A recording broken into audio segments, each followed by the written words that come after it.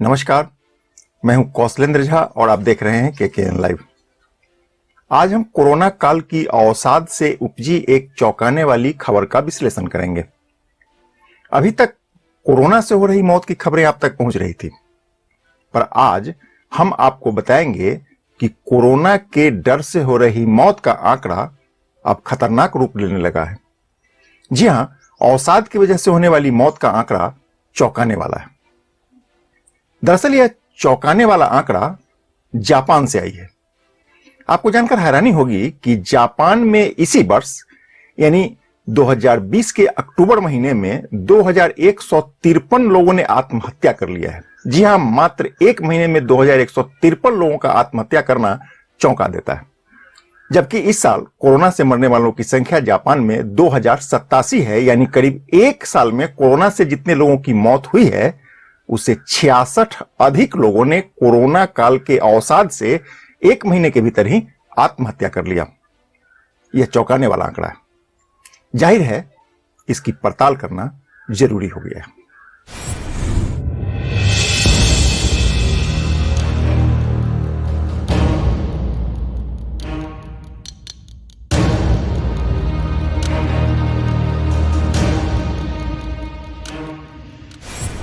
खबरों की खबर और लीक से हटकर खबर के इस सेगमेंट में आज हम जापान के लोगों के आर्थिक और मानसिक स्थिति को समझने की कोशिश करेंगे।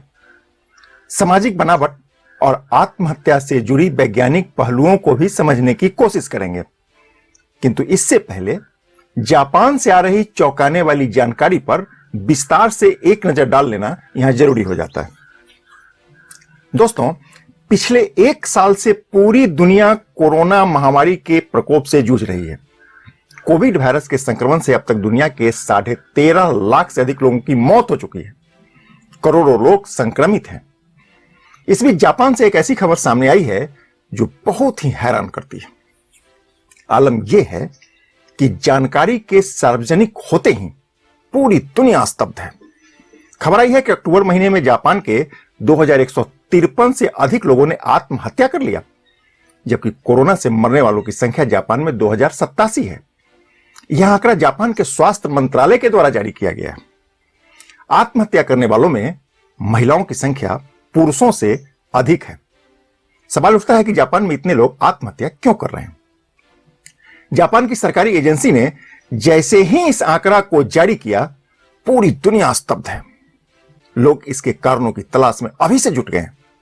हालांकि अभी तक आत्महत्या के स्पष्ट कारणों का खुलासा नहीं हुआ है, लेकिन आरंभिक जांच से पता चला है कि कोरोना वायरस और लॉकडाउन की वजह से जापान के लोग बड़ी संख्या में डिप्रेशन की चपेट में आ गए हैं और इसका उनके मानसिक स्थिति पर अब प्रतिकूल असर स्पष्ट रूप से दिखाई पड़ने लगा।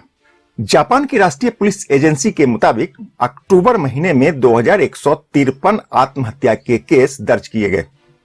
वहीं जापान के स्वास्थ्य मंत्रालय के आंकड़ों के अनुसार अक्टूबर के अंत तक कोरोना वायरस की चपेट में आने से 2087 लोगों की जाने गई। तुलनात्मक अध्ययन करने से पता चलता है कि जापान में पिछले साल के अक्टूबर की तुलना में इस साल के अक्टूबर महीने में आत्महत्या करने वालों की संख्या में अप्रत्याशित रूप से वृद्धि हो गया है। इस अवधि में महिलाओं के आत्महत्या करने के मामले में 83% की बढ़ोतरी दर्ज की गई है। वहीं पुरुषों के आत्महत्या करने का मामला 22% तक बढ़ गया है। जापान की आबादी लगभग 120 मिलियन है। यहां कोरोना के अब तक 1,42,000 मामले प्रकाश में आ चुके हैं। CNN की एक रिपोर्ट के अनुसार जापान में अभी तक कोरोना से केवल 2087 लोगों की ही मौत हुई है। कहते हैं कि जापान के लोग कोरोना से सर्वाधिक दहशत में क्यों हैं? आखिर जापान में ऐसा क्या हो गया कि लोगों का जीवन अवसाद से भर गया? सिर्फ जापान के लोग कोरोना के कारण आर्थिक तंगी का शिकार होकर तनाव में हैं, ऐसा बिल्कुल नहीं है। फिर जापान के लोगों ने आत्महत्या का रास्ता क्यों चुना? आज यह बड़ा सवाल बन चुका है। जानकार बताते हैं कि जापान में यह महामारी मानसिक स्वास्थ्य संकट का कारण बनने लगा है। बड़े पैमाने पर लोग बेरोजगार हो चुके हैं। जापान में सामाजिक इकाई बहुत छोटी होती है। अधिकांश लोग अकेले रहते हैं। वहां काम का अत्यधिक बोझ भी होता है। अब अचानक से आई बेरोजगारी को लोग समझ नहीं पा रहे हैं और डिप्रेशन का शिकार होकर आत्महत्या करने लगे हैं। यहां आपको जान लेना जरूरी है कि जापान में कोरोना बहुत बड़ी समस्या कभी रही ही नहीं। वहां लॉकडाउन भी अपेक्षाकृत कम हुआ, यानी जापान में कोरोना का प्रभाव अन्य देशों की तुलना में बहुत कम था। बावजूद इसके आत्महत्या का मामला इतना कैसे बढ़ गया? विस्तार के साथ पूरी जानकारी का बाहर आना अभी बाकी है, पर अभी तक जो बात समझ में आई है वह है जापानियों का एकांकीपन और बेरोजगारी से उपजी आर्थिक संकट। दक्षिण कोरिया के बाद जापान में आत्महत्या की दर पहले से ही अधिक है। वर्ष 2016 में आत्महत्या की दर प्रति 1 लाख लोगों पर 18.5 थी।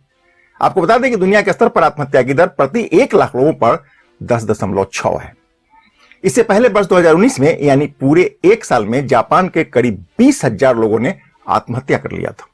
यानी जापान का सामाजिक ताना बाना व्यक्ति को सुरक्षा नहीं देता है और वह अक्सर डिप्रेशन का शिकार होकर आत्महत्या कर लेता है। ठीक इसके विपरीत हम भारतवंशी अपने मजबूत सामाजिक ढांचा के बूते ठसक के साथ जिंदा रहने का हुनर जानते हैं और समस्या को अवसर में बदलने का मादा भी रखते हैं। हालांकि आधुनिकता के समावेश होने के बाद भारत में भी आत्महत्या की प्रवृत्ति अब खतरनाक रूप से बढ़ने लगा है। कहते हैं कि आत्महत्या का कदम कोई तब उठाता है जब उसे जिंदगी से कोई उम्मीद शेष नहीं बची हो। आत्महत्या करने वालों के लिए जिंदगी इतनी दुष्कर हो जाती है कि वह जिंदगी के पार जाने को आतुर या बेचैन हो जाता है। मौत के आगोश में उसे जिंदगी से अधिक सुकून दिखाई देने लगता है। दरअसल यह एक प्रकार की मानसिक विकृति है। कई बार यह मानसिक विकृति व्यक्ति से निकलकर समूह को अपने चपेट में ले लेता है। इतिहास में ऐसे कई उदाहरण हैं जब लोगों ने सामूहिक रूप से आत्महत्या कर लिया हो। मिसाल के तौर पर गुयेना की एक घटना सुनाते हैं। बात वर्ष 1950 के दशक की है। गुयेना में पीपल्स टेम्पल के नाम से एक संप्रदाय ने उस वक्त जन्म लिया था।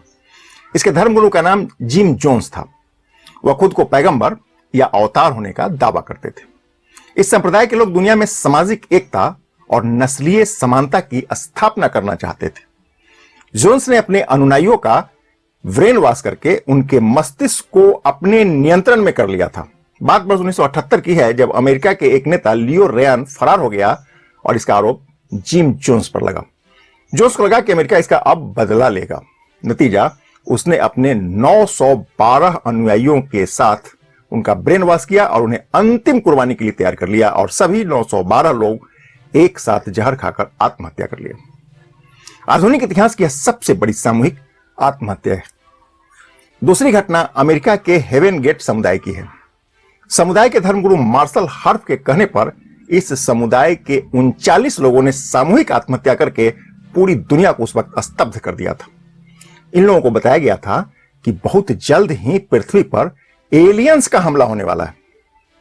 एलियंस के आने से पहले ही पृथ्वी छोड़ने की जल्दीबाजी में ये सभी लोगों ने सामूहिक आत्महत्या कर लिया था। एक वाकया वियतनाम से जुड़ी है।